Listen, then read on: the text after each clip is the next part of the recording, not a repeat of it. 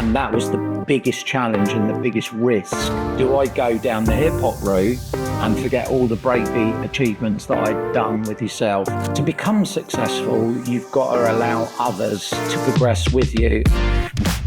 Hey, I'm Lloyd. I'm creative director at Lance Montana. In my spare time, I also run a record label called Against the Grain, which I run with my good friend here, Krafty Kuts. Krafty's had an amazing career spanning over 30 years, DJing with the likes of Fatboy Slim, with music on Guy Ritchie movies, touring with Prodigy. He's literally one of the most prolific producers and DJs. He's in Brisbane, and we caught up with him to have a quick chat around his thoughts on the music business. What's exciting you with music at the moment? Do you know what? I'm really happy to see the garage scene sort of vibing again, because it's so broken beat. Me and you used to love all that sound, and the 140 sort of broken beat stuff is really cool. And just, I think breakbeat as a whole, it's really exciting at the moment. It's really vibrant, and definitely a lot of new producers coming through the scene, or who've been bubbling for a few years now, are really finding their feet. So it's good times for breakbeat. Yeah, breakbeat's back. When we first started, it was purely vinyl, 12-inch vinyl, and even when the digital revolution happened, we were still selling vinyl for quite a few years later, and the landscape has massively changed. What's your take on Spotify, streaming? Nowadays, you write music to not make money, because hopefully it will help you get shows and tours and do things where you make your money. Or you might get some licensing from some of your tracks and used in movies or TV ads and stuff like that.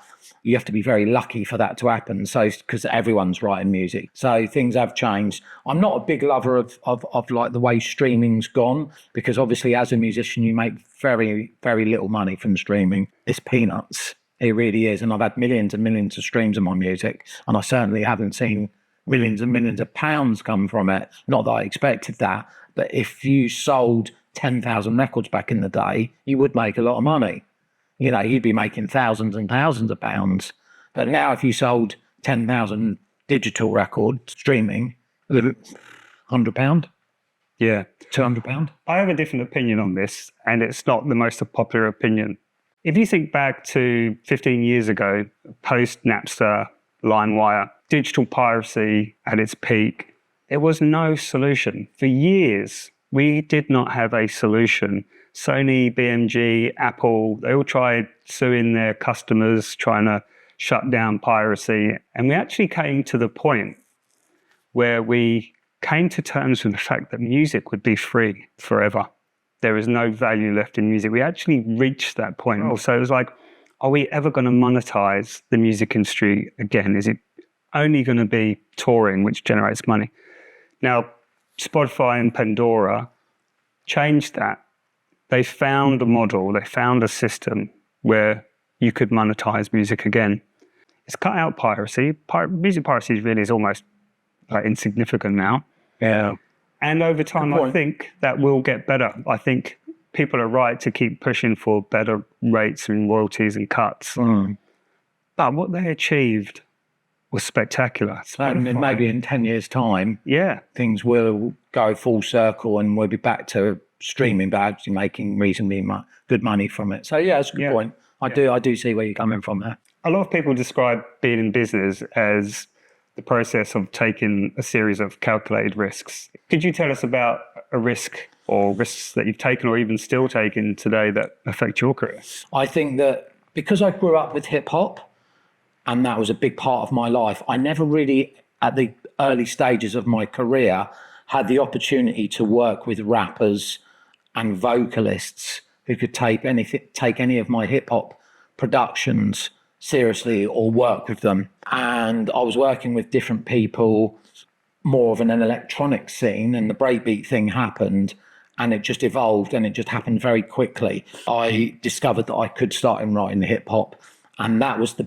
biggest challenge and the biggest risk that I had to take. Do I go down the hip hop route and forget all the breakbeat achievements that I'd done with yourself, winning best album, best remix? I felt like I'd achieved so much. So this was a major risk.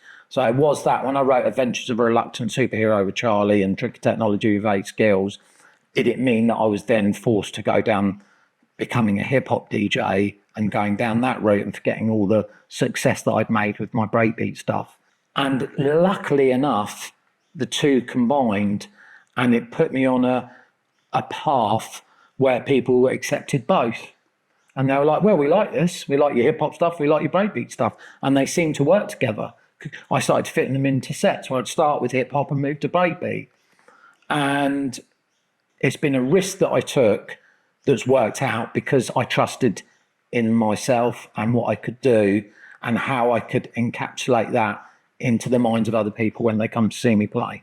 Years ago, you and I were on a BBC documentary called New Tycoons, and there was a section on there which included me struggling to let go of doing some of the day-to-day tasks because I felt like no one could do it as good as me. No one would do it with as much love as me. I'm probably the best person to do everything, but ultimately you find yourself spreading yourself too thin, and you realize actually there are people out there that can do things better than you. And that is still a major problem for a lot of people, especially small businesses. But the thing I've really noticed about you is that you've never had that need for control. You've always had this vision for quality, and you sort of empower people around you to do their specific role really well to help you achieve your vision. To become successful, you've got to allow others to progress with you, and you've also got to trust people. Trust is the most important thing. And basically, all the people that I involve, I feel like I'm a really good judge of character. And when I feel like people are engaging with me and getting excited and giving me good advice, that's when I know that I've chosen the right person. And you've always done that, and Abel's done that, and other DJs and personalities. And sometimes you need to watch others to learn from what they do and think, you know what, I should put that into what I'm doing. And eventually you'll get to exactly where you want. And it's all about teamwork and trusting people to get to that goal that you're trying to achieve. And if you can do that, then everyone's going to be really happy because they'll enjoy the ride with you. And then when you get to a position, it's like Skrillex and Fatboy Slim and Chemical Brothers and Daft Punk. You don't think they just done that by themselves. They had a team of people. I think an important aspect is when you want to achieve something and be at a high level, and you've got to have a little bit of je ne sais quoi. I incorporate a lot of elements with scratching. You know, I perform on 4 decks and I can create some magic. And I love that. I love that thrill, that buzz, that taking off my headphones and just going for it. I've done it many times and it is like a real thrill. It's a real buzz. The biggest thing that I ever achieved was when I was touring in Australia and doing the big fuzzy tours. I was playing to 20,000 people at a lot of the events. And I was with big acts like Justice and big house acts like Roger Sanchez and other people. I was closing the festivals with no dancers, with no visuals, just the music and me walking up on stage. And it was about the magic that I'd create at the beginning and the middle and the end. And there was always something special in those moments. And that's what I tried to do so that people walked away and just got, oh my God, that was something special. And they talk about it now. So how do you stay excited about making music? You've been in the game for 3 decades. How do you stay so hyped up about the whole thing? I think it stems back from when I was really young. Started first collecting records and music, just buying records and trading. And then suddenly I found myself, getting into hip hop and electro. And I just became obsessed with it and became like an obsession. Music became an obsession. And I felt very happy to have this as a part of my life. I felt like in some points it was the most important aspect, other than my family.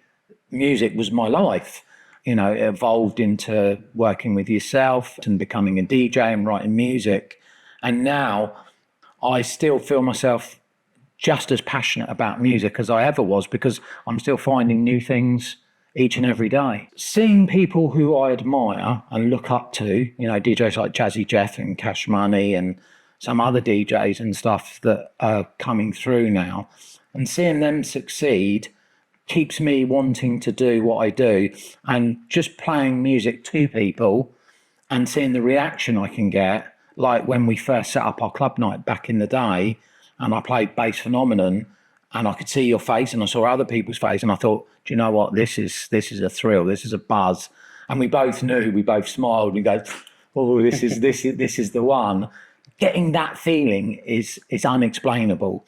Is it true, you say on your profile that you were a taster at St Ifel's Trifle years ago? Is that a joke or is that real? No, that is true. I actually did, in one of my early jobs when I was a young nipper, I was a trifle taster. And a trifle, I don't know if everyone knows what trifle is. It's just like a dessert, and it had lots of different layers. And I used to wear this little hairnet, and I was like a guinea pig because I got food poisoning a few times, I'm not going to lie. And I did get rather overweight as well because I was eating a lot of sugar. And they had this big vat of chocolate, and I used to pour myself a little, like a beer, pour myself a little, half a pint of chocolate, neck it back, and and it was Cadbury's Dairy Milk as well. So, Krafty, what are you working on at the moment? What can we expect from you in the future? So at the moment, I've just finished my new LP, which I'm so happy about. I'm just like, it's been something that I've been working on for a few years with yourself, and I'm very proud of this. It just feels like this is probably some of the best music that I've ever wrote, and it just seems to encapsulate all different elements: electro, garage, breakbeat. There's even a little bit of house in there, which is not something I'm familiar with, but I've really liked a lot of the new music that I'm hearing, and it's brought those vibes out of me. It's like making a curry. I feel like cooking is a big part of my music. I like to try things out and push things forward, and sometimes you get that moment of magic. On this album, there's a few of those little moments, Yeah. And what is your favourite curry? Masala. I do like a masala. Little Billy Basic, but it's still really nice. Choice of naan? Oh, Peshwari naan. Peshwari, good choice. Yeah. That's the right answer. Yeah. You've had a really wonderful career, very colourful. It's awesome to catch up with you today and really talk about all these wonderful moments. I've been honoured to share some of those moments with you.